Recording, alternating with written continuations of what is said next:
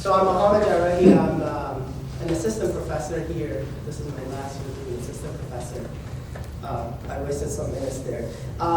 So my research, my background, theoretical background is in social informatics or social technical research. I see social informatics as the American version of social technical research.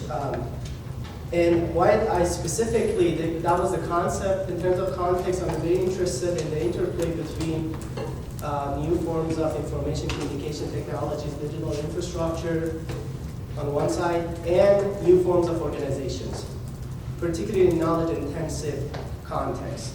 And I will bring up some examples of that. My doctoral dissertation was focused on knowledge sharing in consulting firms and how we can use social media, social technologies, the combination of technologies, assemblages of technologies for facilitating informal knowledge sharing in those types of organizations. Later on, my research, when I came here, shifted towards more emergent forms of organization. There are different terminologies to explain those, to describe those.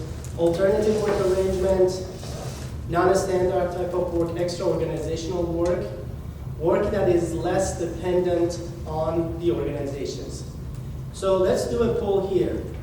How many of you in your future career, or here, and if you have a career right now, are interested, you like to have the option to work from your home? Raise your hand. Okay, good.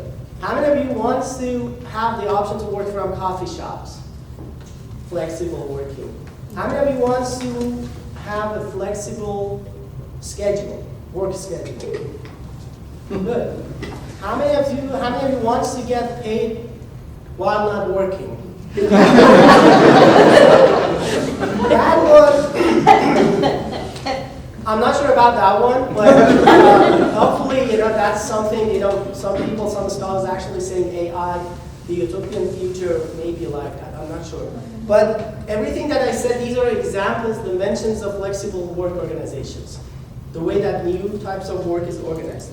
So I look at some examples of these over the last few years. So the first one was mobile knowledge work, the work that is spatially, physically independent from specific locations. So location independent type of work. People who can work from different locales, from different locations, some of them, they have to do it, some of them are doing it by choice. And I'm not just an organization researcher,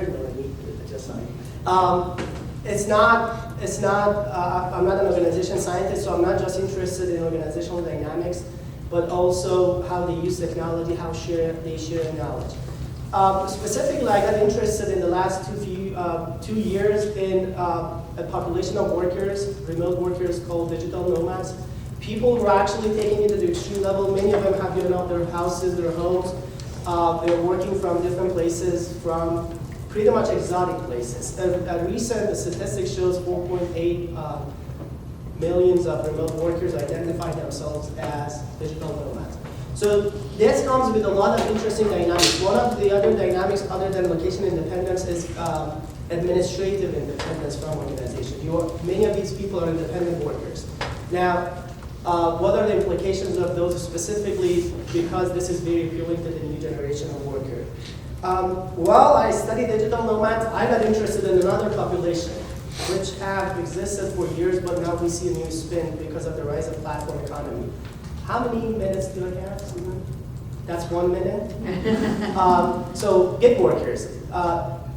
Gig workers, if you listen to the general discourse, is very focused on Uber drivers or Amazon mechanical turk.